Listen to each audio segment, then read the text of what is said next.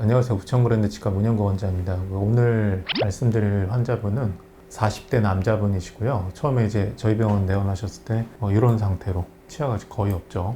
그리고 치아만 없는 게 아니고 이 밑에 이제 뼈가 잇몸뼈가 다 녹아서 치아가 이제 사실상 없다고 봐야 되는 환자죠. 보통 이제 치아 저희가 볼 때는 잇몸뼈가 적어도 한 요 정도까지는 좀 차 있어야 되거든요. 근데 이제 요 밑에까지 이제 이렇게 녹아 있으면 사실상 거의 치아로서 기능을 못 해요. 근데 이제 이런 환자분들이 처음에 이제 좀 까다로운 게 뭐냐면은 인정을 잘 못 하시는 분이 있어요. 뭐냐면 일단은 겉으로 봤을 땐 치아가 있잖아요. 근데 이제 이런 거를 뽑아야 된다는 거에 대해서 처음에 이제 이런 거 설득하는 게 사실은 조금 일입니다. 어쨌든 이제 환자분이 이제 자기 상태를 어느 정도 알고 계셔서 다 발치를 하고 전악 임플란트로 하기로 이제 계획을 잡았는데, 이 환자분은 이제 조금 까다로운 게 아래쪽은 그나마 뼈가 조금 있는 편인데 위쪽에가 이제 뼈가 하나도 없어요. 하나도. 그러니까 저희가 이제 임플란트 심으려면은 뼈가 적어도 10mm는 있어야 되거든요. 근데 이 환자분은 뼈가 0.5mm, 거의 이제 이렇게 아주 얇은 막 정도, 이 정도의 뼈밖에 없기 때문에 굉장히 사실 좀 시간이 오래 걸려요. 왜냐하면 땅이 없기 때문에 일단 뼈부터 처음부터 만들어야 되거든요.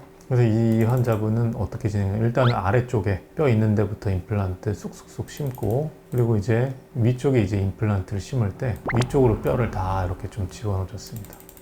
오른쪽은 그나마 자기 뼈가 조금 있어서 임플란트를 심으면서 동시에 뼈 이식을 했는데, 왼쪽에는 뼈가 너무 없기 때문에 그냥 일단 뼈 이식만 먼저 해놓고 나중에 임플란트 심을 계획으로 뼈만 넣어놨고요. 여기 하얀 게 뭐냐면 이게 사랑니거든요. 그러니까 이 사랑니는 이제 뽑아주면 좋긴 한데, 이런 환자분들 이제 경험적으로 제가 이제 어떤 경우가 있었냐면은 뼈가 너무 얇기 때문에 이 사랑니 뽑다가 뼈가 부러져 버려요. 그러면 여기 부분에 뼈가 완전 다 날아가 버리거든요. 그래서 이제 그런 리스크를 지느니 그냥 두자. 그럼 나중에 여기 뼈라도 좀 생기면 그때 좀 단단해지면 그때 뽑더라도 일단 얘는 두고 이 상태에서 임플란트를 하는 방법으로 가자. 그래서 뼈 이식해놓고 한 6개월 기다렸죠. 6개월 정도 기다렸더니 또 뼈가 이렇게 됩니다. 또 이렇게. 그 사이에 나머지 치아들은 어느 정도 이제 올라가기 시작했고요. 임플란트 쑥쑥 들어가고, 이제 자기 치아 남아있는 건 4개밖에 없죠.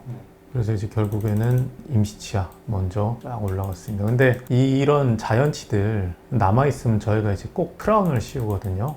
이게 왜 그러냐면은 이 치아들은 사실 크라운 안 씌워도 상관은 없는데, 문제는 뭐냐면은 임플란트 치아들이 들어가면은 얘네들이 너무 도드라져 버려. 자기 치아들이. 자기 치아들을 그냥 유지한 상태에서 임플란트 모첨을 만들다 보면은 결국에 형태를 이 자연치에다 맞춰야 되거든요. 근데 자연치라는 게 이제 나이 먹고 많이 깨지고 갈리고 해서 보기가 싫은 상태인데, 굳이 나머지 치아들 다 여기다 맞춰야 되잖아요. 그냥 크라운 씌워서 모양 좀 이쁘게 만드는 게 맞죠. 근데 이제 이걸 갖고 이제 환자분들은 가끔 뭐냐면은 이걸 왜 해야 되냐 라고 하는 분들이 있는데, 그러면 이제 좀 답답합니다. 왜냐면은 다 이유가 있어요. 나중에 가서 막상 환자분이 딱 보면은 딱 봐도 좀 그렇죠. 여기는 다 뭔가 깨끗해 보이는데 여기만 이렇습니다. 그리고 이제 그때 가가지고 이것도 크라운 씌우죠 이러면 그때 가서 막 화냅니다. 계획이 없던 걸 하려고 그러냐, 그거 미리 다 예측했어야 되는 거 아니야, 또 이런 얘기가 나와요. 그래서 이제 이런 거는 미리미리 크라운 씌우기로 계획을 잡고 가는 게 좋죠.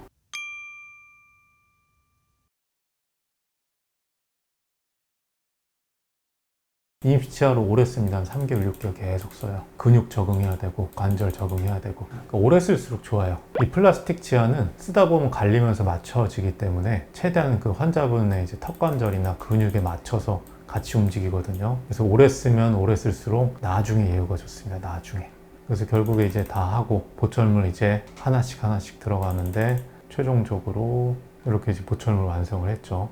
이 상태에서 보철물 완성을 하고 마무리를 짓고, 마무리 지은 게 한 1년 전인데 최근에 오셨어요. 근데 아주 좋아요. 뭐냐면 뼈 놓은 거 하나도 없고, 그리고 또 하나 뭐냐면은 교합이 하나도 안 변했어요. 그러니까 임시치아를 오래 쓰면 이게 좋은 게 되게 안정적이에요. 교합 상태가 하나도 안 변하고 아주 잇몸 상태 좋게 길게 갑니다.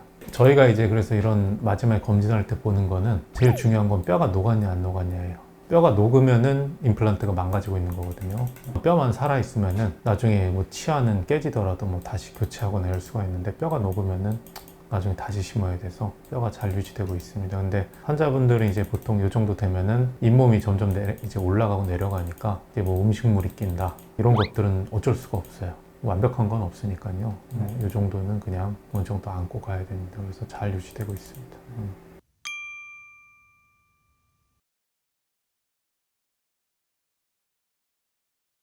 이게 이제 왜 짧게 해놨냐면은 임플란트가 이 아래쪽에 심을 때는 이 신경을 건드리면 안 되거든요. 신경을 건드리면 안 되는데 신경에서 적어도 한 1, 2mm 정도는 떨어져 있어야 돼요. 그래서 이 임플란트는 이 사진을 봤을 때는 더 깊은 거 심을 수 있지 않나 라고 생각할 수 있는데 막상 이렇게 잘라서 보는 뼈를 보면은 뼈 형태가 어떻게 돼 있냐면은 이렇게 돼 있어요. 신경은 요쯤에 지나가고 네. 그 다음에 이제 이쪽 뼈는 이렇게 있죠. 그래서 이럴 땐 임플란트를 긴 거 심으려고 그러면은 각도를 아주 이렇게 심거나 해야 되거든요. 근데 그럴 바에는 짧게 해서 제대로 이렇게 심는 게 나으니까 보통 짧은 게 들어갑니다.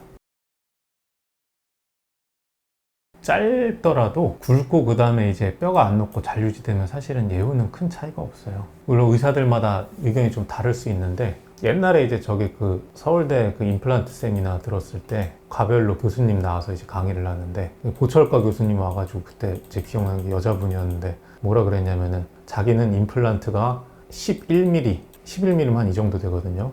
이 정도 안 넘어가면 자기 보철 안 올린다. 자기는 이거는 말도 안 된다고 생각한다라고 하셨는데 바로 다음 과목에 치주과 교수님 들어와서 짧은 것도 좋다 이제 그 얘기를 하시고 그러니까 다 생각이 달라요. 근데 전 개인적으로는 꼭 길 필요는 없다고 생각합니다. 긴 거보다는 두께가 더 중요하고 그다음 올바른 위치 들어가는 게 더 예후적으로는 더 중요하더라고요.